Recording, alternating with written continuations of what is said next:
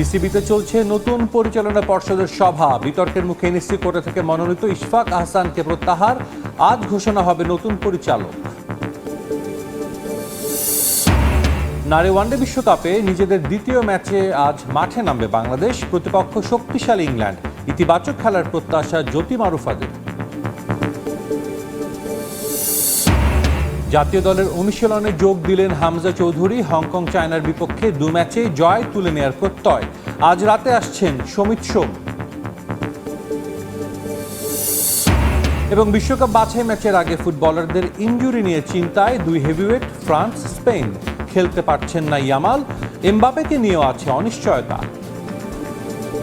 এদিকে নির্বাচিত হওয়ার পর আমিনুল ইসলাম বুলবুল জানান, বাংলাদেশের ক্রিকেট ডেভেলপমেন্টের প্রেমে পড়েই এবার টি-20 থেকে টেস্ট ইনিংস খেলতে চান।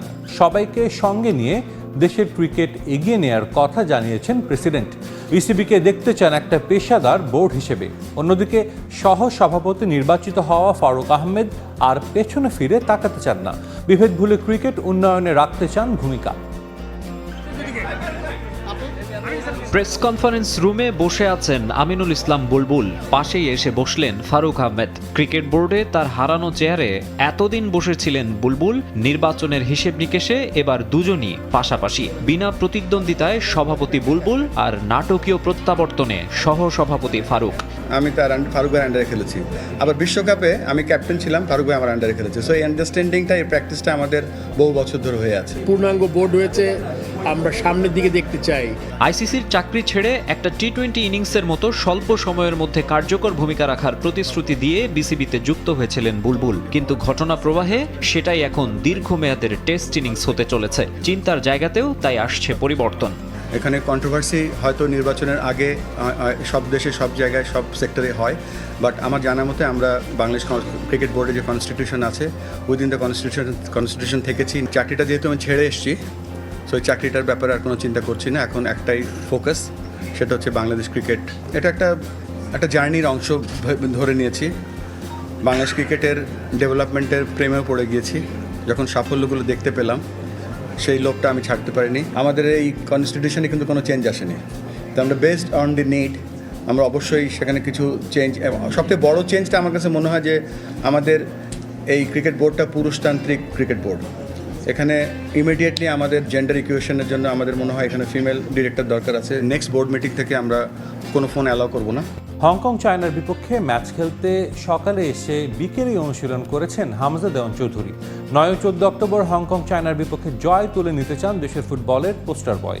এদিকে হামজাকে পেয়েই নতুন উদ্যমে অনুশীলন শুরু করেছে বাংলাদেশ দল। যদিও ইনজুরির কারণে আলাদা অনুশীলন করেছেন সেন্টার ব্যাক তপু বর্মন। আজ রাত 8:30টায় দেশে আসার কথা রয়েছে কানাডা প্রবাসী ফুটবলার সমিত সোমের। হংকং চায়নার ম্যাচ সামনে রেখে লম্বা একটা ভ্রমণ শেষে সকালে ঢাকায় পৌঁছান বাংলাদেশ ফুটবল দলের পোস্টার বয় হামজা দেওয়ান চৌধুরী। লন্ডন থেকে সিলেট, সেখান থেকে ঢাকা। দীর্ঘ ভ্রমণের ক্লান্তি থাকলেও সবই যেন ম্লান হামজা চৌধুরীর হাসিতে। খুব ভালো লাগছে। দুটো ম্যাচে জিতবেন ইনশাআল্লাহ। ইনশাআল্লাহ। কেমন লাগছে এবার আপনি ক্যাপ্টেন্সির দায়িত্ব পালন করেছেন লেস্টারে? জি খুব ভালো লাগছে। বিমানবন্দর থেকে টিম হোটেল, সেখানে বিশ্রাম নিয়ে বিকেলেই দেশের ফুটবলের আতুর ঘরে হামজা। তাকে পেয়ে নতুন উদ্যমে মাঠে নামলো লাল সবুজ দল। সাদ তপু ও কোচ হাবিয়ার কাবরেরার সঙ্গে বোঝাপড়া শেষে হামজা যোগ দিলেন জামাল, তারিক, জায়ান, ফাহমিদুলদের বল জাগলিং এর খেলায়। যেখানে আগে থেকেই ছিল শূন্যস্থান, যা পূরণ করলেন হামজা। যাদের দেখে লাল সবুজ জার্সিতে খেলার অনুপ্রেরণা পেয়েছিলেন, সেই জামাল, তারিক, হামজাদের সঙ্গে খুনসুটিতে মেতে উঠলেন নবাগত জায়ান আহমেদ। এশিয়ান কাপের মূল পর্বে জায়গা করে নেওয়া লড়াইয়ে এগিয়ে থাকতে ঘরের মাটিতে জয়ের যে কোনো বিকল্প নেই তা ঠিকই জানা হামজার। দীর্ঘ ভ্রমণের পরও তাই অনুশীলনে কোনো ছাড় নেই লেস্টার তারকার। পুরো স্কোয়াড একসঙ্গে পেতে এখন শুধু সমিত সোমের অপেক্ষায় আছেন কোচ হাবিয়ার কাবরেরা। হামজার মতো সমিতও ফুল ফিট হয়ে দলের সঙ্গে যোগ দেবেন বলে বিশ্বাস টিম ম্যানেজার আমির খানের। সমিত, হামজা, এরা যারা আছে সাথে আমাদের যারা প্লেয়াররা যারা খেলে, সবাই যে একটা বন্ডিং হয়েছে, এটা আসলে আপনারা আমাদের এই ক্যাম্পে যদি না কেউ থাকে ওই সময় বোঝা যাবে না যে এক সুন্দর বন্ডিং। এই বন্ডিংটাকে আমরা আসলে একটা খবর শুনলে আপনি কি চমকে উঠবেন? টি-20তে চলতি বছরে ছক্কা মারার তালিকায় বাংলাদেশ আছে দ্বিতীয় অবস্থানে। টাইগারদের উপরে আছে কেবল পাকিস্তান। ভারত, অস্ট্রেলিয়া, এমনকি টি-20 ফেরিওয়ালা ক্যারিবিয়ানরাও নেই টাইগারদের ধারে কাছে। গত বছর 122 ছক্কা ছিল এক বছরে বাংলাদেশের সর্বোচ্চ। এবছর সেই রেকর্ড অনেক আগে ছাড়িয়েছে টাইগাররা। এখন পর্যন্ত 24 ম্যাচে টাইগার ব্যাটারদের থেকে এসেছে 171টি ছক্কা। প্রথম স্থানে থাকা পাকিস্তান বাংলাদেশের চেয়ে 19টি ছক্কা বেশি মেরে 190 ছক্কা নিয়ে আছে সবার উপরে। পরিসংখ্যানের দিকে তাকালে টি-20তে ছক্কা মারায় সাম্প্রতিক বছরগুলোয় বাংলাদেশের অগ্রগতি বেশ স্পষ্ট। ক্রিকেটের শর্টার ফরম্যাটে বাংলাদেশ এত বছর খেললেও এক বছরে 100 ছক্কার সীমা ছোঁয়া গেছে মাত্র দুবার, তা হলো গত বছর আর চলতি বছর। কিন্তু এখন প্রশ্ন হচ্ছে 100-র কোটাকে কি 200-তে নেওয়া যাবে? অক্টোবরের শেষে ক্যারিবিয়ানদের বিপক্ষে টি-20 সিরিজ কিছুটা হলেও আশা জাগাচ্ছে। আফগানদের বিপক্ষে ছক্কার ফুলঝুরি দেখিয়েছে টাইগার ব্যাটাররা। রশিদ নবীদের ধবধোলাইয়ের পথে শেষ ম্যাচে 10টি ছক্কা মেরেছে বাংলাদেশ। এর আগে দ্বিতীয় ম্যাচেও মেরেছিল 10টি। প্রথম ম্যাচে ছিল 8টি ছক্কা। বাংলাদেশের ছক্কা মারার পেছনের কারিগর অবশ্য টপ অর্ডাররা। যেমন শেষ টি-20তে 10 ছক্কার পেছনে সাইফ হাসান একাই মেরেছিলেন 7টি। সব মিলিয়ে আফগানদের বিপক্ষে শেষ 3 ম্যাচে সাইফ ইমনরা মেরেছেন 28টি ছক্কা। ক্যারিবিয়ানদের বিপক্ষে 29টা ছক্কা হাঁকাতে পারলেই টাইগাররা পেরোবে 200 ছক্কার কোটা। এখন দেখার বিষয় টি-20তে নতুন দিনের যে ক্রিকেট খেলা শুরু করেছে বাংলাদেশ, সে ধারাবাহিকতায় করতে পারে কিনা ছক্কার নয়া রেকর্ড। আপাতত ইউরোপিয়ান ক্লাব ফুটবলের বিরতি। বিশ্বকাপ বাছাই আর প্রীতি ম্যাচের জন্য প্রস্তুতি নিতে ব্যস্ত ফ্রান্স, ইংল্যান্ড, স্পেনের মতো দলগুলো। ফ্রান্সের স্কোয়াডে যোগ দিলেও ইনজুরিতে অনুশীলন করছেন না এমবাপ্পে।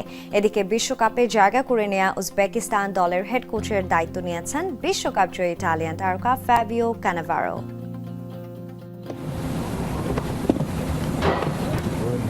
রিয়াল মাদ্রিদ থেকে জাতীয় দলের ক্যাম্পে যোগ দিতে বিমানবন্দর থেকে সরাসরি ফ্রান্সের ট্রেনিং সেন্টার ক্লেয়ার ফন্তেইন এর ইভেলিন্সে হাজির হন কিলিয়ান এমবাপ্পে।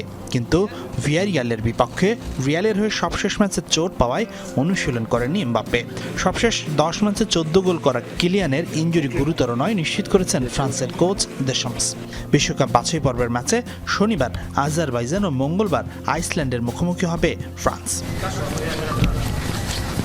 এদিকে ইউরোপিয়ান চ্যাম্পিয়ন স্পেনের ফুটবলাররাও জড়ো হয়েছে মাদ্রিদে। বিশ্বকাপ বাছাই পর্বের পরবর্তী 2 ম্যাচে লা রোহদের প্রতিপক্ষ জর্জিয়া ও বুলগেরিয়া। তুলনামূলক সহজ প্রতিপক্ষ হলেও দে লা ফুয়েন্তের দলের দুশ্চিন্তা বাড়িয়েছে ইনজুরি।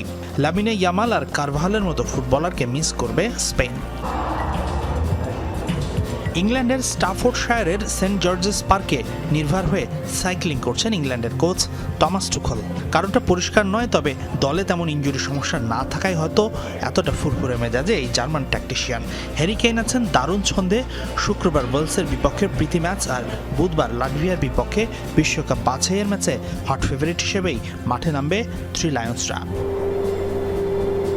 বিশ্বকাপে জায়গা করে নিয়ে এশিয়ান দেশ উজবেকিস্তান ফুটবল দলের হেড কোচের দায়িত্ব নিয়েছেন বিশ্বকাপ জয়ী Italian footballer ফেবিও Cannavaro. Ballon d'Or জয়ী এই সাবেক ডিফেন্ডারের নতুন অভিযান শুরু হবে বৃহস্পতিবার কুয়েতের বিপক্ষে ম্যাচ দিয়ে।